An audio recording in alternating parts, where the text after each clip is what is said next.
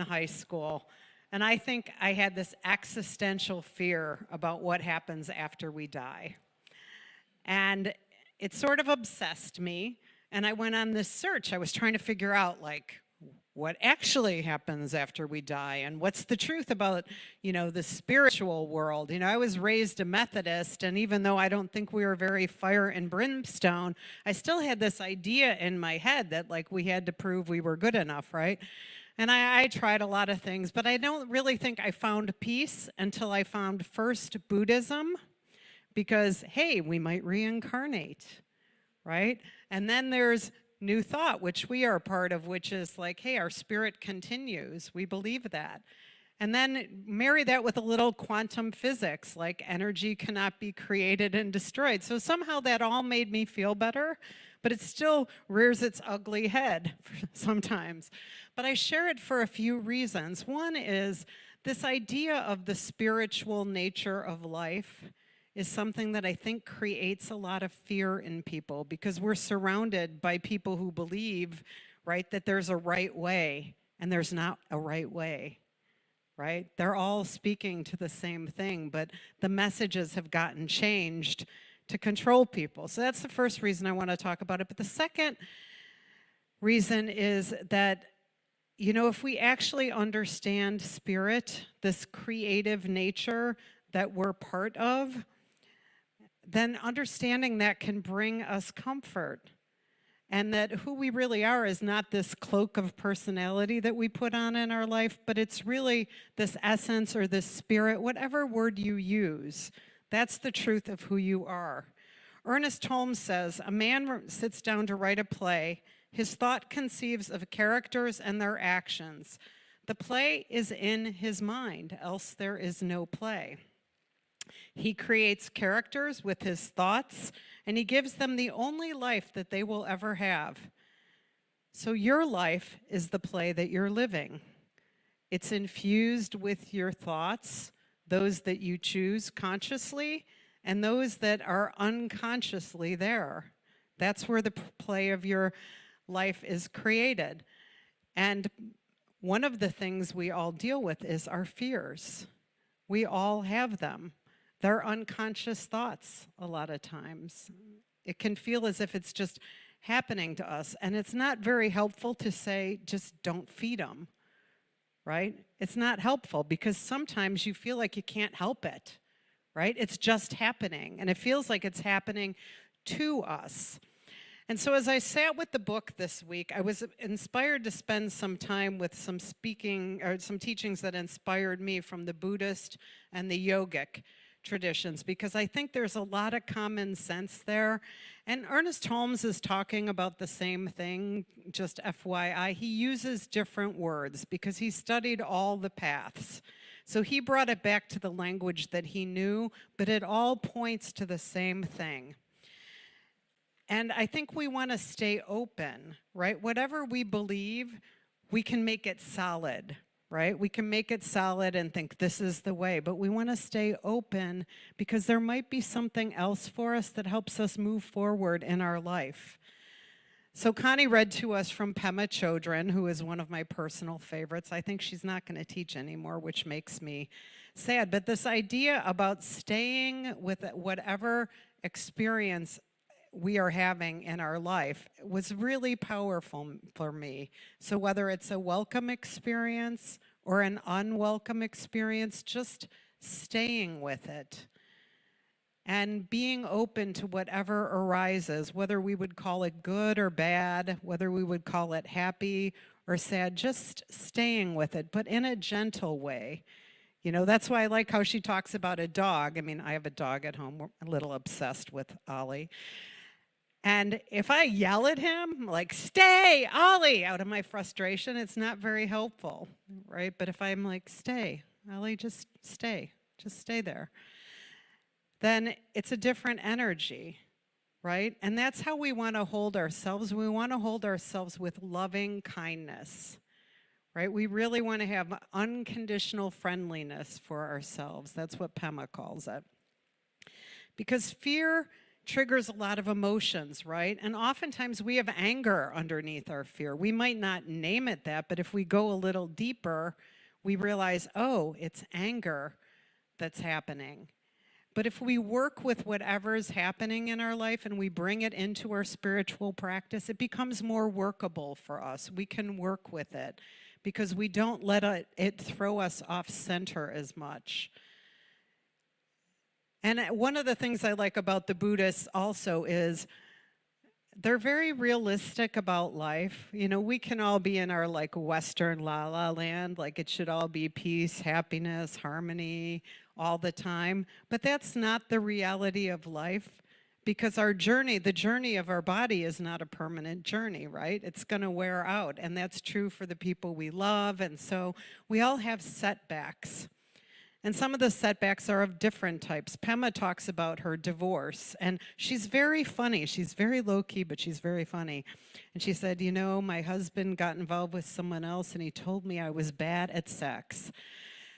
And she's like, I was really mad. I was really mad, and I was trying to practice, you know, look toward the good and all of this, and she's like, I just wasn't there.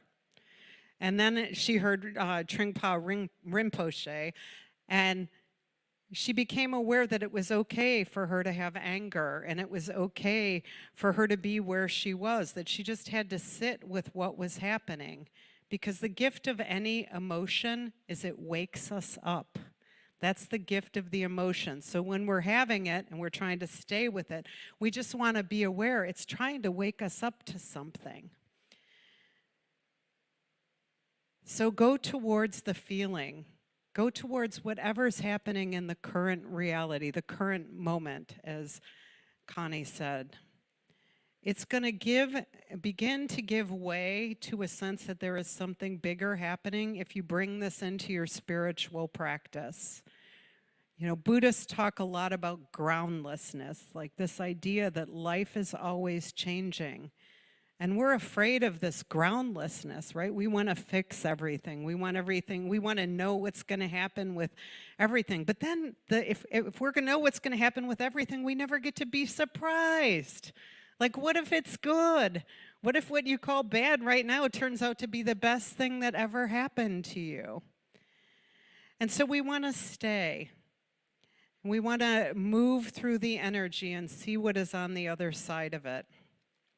But a lot of times we want to run away, don't we? We want to run away. I'm guilty. But how do we run away? We run away through our anger. We run away through our rage, jealousy, cravings, addictions, being arrogant. We run away through anxiety, through rushing, through stress, through denial, through dissociating, through distancing. You know, there's a lot of ways we run away. We might not even know we're running away.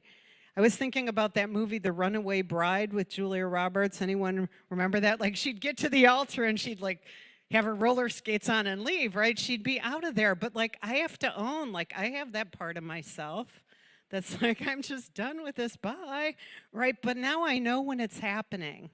I know when it's happening, so I can stay with it. And that's really the invitation for us. There's wisdom in whatever it is if you sit with it. And don't blame yourself. Have unconditional friendliness for yourself, but just notice. Ernest Holmes says, consciousness is not only the starting point of perception. It runs through all perception, and without it, there can be no real perceiver. The movement of thought is a movement of consciousness. So prayer, meditation, hope, fear, doubt, these are all states of consciousness, right? And nothing moves unless consciousness is aware of the movement. So consciousness works through us. So we want to cultivate our unity with this consciousness. That's what we do when we do our spiritual practice. Sadhguru talks about how amazing this intelligent universe is that we live in. If I eat a banana, within a day, that banana becomes me. And then it gives me the energy to move forward with whatever I'm doing in my life. It has intelligence in it. And the same is true about anything we could say. You know, we were talking about this in mental equivalence yesterday, and I said, you know, even our brain, think about how our brain works. If we pour in negative thoughts, our brain has the biochemistry to keep feeding those, right? And that is how it is set up. That is the intelligence of the brain, because it's trying to keep you safe. But if we're feeding our conscious thought, then we can become open to what's around us. And our brain has the intelligence to know, like, oh, they moved into conscious thinking now. And so our work is to shift ourselves. And also I want to say one other thing about, you know, one of the things Sadhguru teaches that I think is super helpful is that religion, the traditional religions that maybe many of us grew up in, really kind of make this earthly experience wrong, right? Like, it's not okay to have this life energy moving through you and to express it in, you know, however we choose to express it, sexual energy or whatever. And so that makes us think that there's some future state that's better than where we are now. But the truth is, you know, we have this moment. That's the truth. I love the story, if you ever saw the movie What Dreams May Come. Did anyone ever see that movie? Brilliant movie with Robin Williams and someone else I can't remember right now. I think Cuba Gooding Jr., but I don't remember who the woman was. It doesn't matter. But he had this picture he was in love with. And he and his wife lose their kids. I think there was an accident or something. She falls into depression. She takes her life. So he's so devastated, he can't live without her. So he decides to, I guess, take his life. And you see him step into heaven, and he's in the middle of his painting.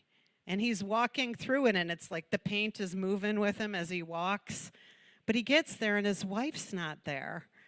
And she's gone down to, like, the terrible pits of hell. And he goes down, and he gets her, and he pulls her back up. He helps her see possibility. And I love that as an analogy for our lives, because sometimes we're down there and we need to pull ourselves up, or we need someone to help pull us up. And that's okay, because we're not in this journey alone. But it's a great analogy too for our thought. Like, am I stepping into my picture that I want, or am I stepping back down into where I don't want to be? And as we interact with life, we can interact with life as through self-preservation, right? Through fear, we're trying to keep ourselves safe. And when we do that, we put up walls around us, right? We protect ourselves. But if we step in and activate what Sadhguru calls grace, which I would say synchronicity, flow, possibility would be another way to talk about it, then we're going to have a different experience of life. So it's fear or possibility. And, you know, both of these things are active in our life. It's really a matter of what do we do with it when it happens. We have to make ourselves available to experience grace or flow or synchronicity. And we do that through our practice. And think about your life. When you feel good, what do? You're open, you're excited, you're moving, and you're flowing. But when you feel bad or fearful, you contract. So we really want to move through life with the energy of expansion, like your song, because that's actually natural to us. And we can express expansion positively, right, through creative choice that is informed by the spirit within us. Or we can also do it I don't want to use the word negatively, but that's the word that's coming to mind right now. We can, try to win. We can be in our ego. We can do all these human things that we do that try to protect our identity, our human identity. But we want to stay in the energy of expansion. Eckhart Tolle teaches that fear comes from the egoic mind. And he points us back to thought patterns again. So we create imaginary situations in our mind. Our body doesn't know the difference between whether it's real or imagined. It's the same thing to your body. And so you need to ask yourself, is your mind feeding the story of fear? Or maybe, where is my mind feeding the story of fear? Because I think we probably all do that. And to work to not feed the destructive thoughts. And how do we do that? We do that through prayer. We do that through working with practitioners. We do that through being in practice and study and meditation or other things that lift us up. It could be music. It could be being in nature. It's different for everyone. But if you notice, if you're feeling a lot of stress or fear, do you ever notice, like, if you just take a step back and you go do something and forget about it, you feel better? Have you ever noticed that? I know that helps me. Ernest Holmes teaches us that our life's source is the infinite. The flow through us equals our receptivity to this source.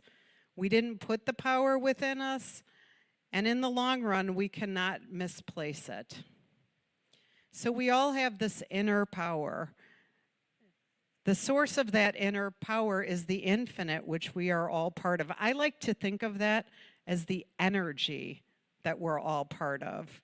You know, you can use whatever word works for you, but I'm really in love with this word energy right now because it's easy when we pray to think, oh, I'm praying to something outside of me. But it's like, no, I'm part of this energy. It's literally creating my life experience. And I can use that energy positively, or I can use that energy negatively. And so how do we begin to tap into this energy, this divine awareness? It begins with really understanding where we are. And I like to think about this like, what do I want more of in my life? What do I want less of in my life? That feels like I'm holding it lightly when I do that. You know, so I might want to be more in work that I feel is more impactful to the consciousness of the planet. And I want to be less in things that drain my energy. That's just an example from my own life. So what do you want more of? What do you want less of? Just give it some thought. It's a great way to check in with where you are in a really non-critical way, because we can also embrace new thought and like, I need to fix myself, right? No, nothing's broken. Whatever's happening, it's for you. It's helping you to move forward. And what do I do once I know what I want more of? Then I take it into my practice, right? I mean, I'm preaching to the choir. You all know this. I affirm, I pray, I practice, I study. But I also want to look at how big is the container for my good? Like, am I really ready to receive what I say I want? And is there any place that I'm limiting it, that I don't even realize it? Like, I came from a very hardworking family. My dad had a small business, and he would leave the house at 6:30 in the morning. He would come home at 6:30 at night. He was in tool and die. It was hard physical labor, and he'd be exhausted, but that's the example I grew up with. You get up early, you do not sleep in. Sleep in is like laziness, and you better be productive. Well, somewhere that still lives in my mind, right? Like, and it can cause me to not like give myself more leisure and play and things like that. So that's what I'm talking about, really looking underneath the surface to say like, okay, do I have something that's limiting my good that I'm not aware of? And how do I open up more to that good? Ernest Holmes says, we put great faith in fear. Faith in fear that one may lose his position, faith in fear that one may lose material possessions, health, and on and on. We put a lot of faith in our fear. But we want to have faith in the substance underneath it. So I'm going to use the word energy for that. He uses the word substance. I'm going to use energy, that we are part of this energy that we are co-creating with. And Ernest says, faith is not hope, it is substance. It does not look away from itself. Being substance, it looks within itself. And within this, it realizes that the life of spirit is also the life of, he says man, but we can also say woman or person or it, right? You are it. And that we want to turn away and deny anything that contradicts this fact of existence. So with faith, we pour our thought into a new mold. We call that a mental equivalent. It's what we're studying right now. But we begin to create a new play for our life, right? We consciously begin to identify what we want our life to look like. So we can play fear or we can play possibility. And most of us have already played fear, haven't we? We've all played fear. I still play fear sometimes. I had this crazy dream this week. In my dream, I don't know what I was doing right before I went to bed, which is apparently a very important time to implant things in your subconscious. I had this dream that I was in this room of people who didn't believe what I believed, and they were trying to force me to believe what they believed. And I'm like, what was that dream about? But it shows an unconscious fear, like we're living in the middle of a culture of fear right now, right? Where different viewpoints of the world are fighting with each other. So clearly, there's some fear in me about the viewpoints which I do not hold. So I own that. Right now I know that. What am I going to do with that? I could put in my mind before I went to bed just this idea that there are peaceful solutions out there, seeing harmony, seeing people working together, becoming more curious about what might be possible or how we find the middle ground. You know, that's what I want to feed. And so whatever it is for you, I just invite you to look at that. And one thing that is super powerful to do is this active imagination. Neville Goddard talks a lot about this, and it's really the point of the mental equivalent, which we're studying. We were talking about this the other night at dinner. I was with Rich and a few of his friends. They had been golfing, and they were talking about when things go wrong in your game and you get in your head, and then it gets worse and whatever. And I said, it reminds me when I got scuba certified.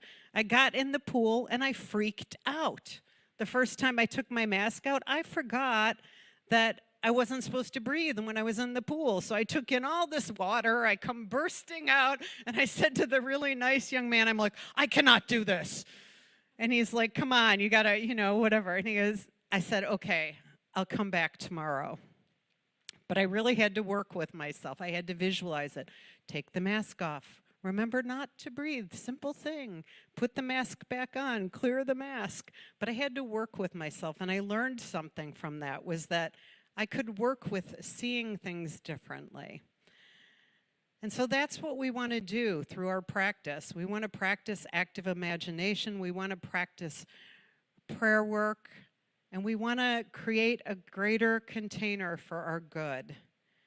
So I invite you to play. What is the play you want to play in your life? What do you want to choose? Are you going to choose fear, or are you going to choose possibility? And we're going to take this into prayer now, so I invite the practitioners. I'm actually inviting the practitioners to stand up. If anyone just wants to go get a prayer while I'm praying the big prayer, if there's something you'd like some prayer for, we've got a couple people standing up. You can just go grab some prayer. And I'm going to speak a prayer while I got 3 people singing for me here. Yes. Awesome. So in this moment, let us turn within. How good it is to know that we are part of an energy, a substance, a spirit, a love, whatever word is your word, just this deeper consciousness of life that goes beyond this human experience. And I know that I'm one with this field of all being, this infinite energy, substance, spirit, source. Just as each of the people hearing my words are one with this loving presence and power of good and possibility, this ever-emerging flow and grace and ease. And so from this place of oneness, I speak my word, just knowing and declaring that at whatever we are holding in fear, that we release that into spirit, into the higher consciousness, and we allow it to be transformed and transmuted into something different, a different experience of life, an experience of possibility. And I know that Spirit says yes to this. Spirit says yes to the greater expression of life in, as, and through all of us. Say yes, yes. And as we embrace this yes, I just know that life opens before us. Our experience shifts, and I know that more is possible. And so we just simply allow this goodness to come into our awareness. Peace, harmony, flow, ease, synchronicity, grace. I say yes to all that is good. Yes, I do. And with so much gratitude, knowing that Spirit says yes to all that has been spoken and all that hasn't been spoken, anything that we are holding in our hearts, anything in the hearts of the people in this room, I just am grateful to know that Spirit says yes, and all is well. And so it is. Say yes to all that is good. That is good.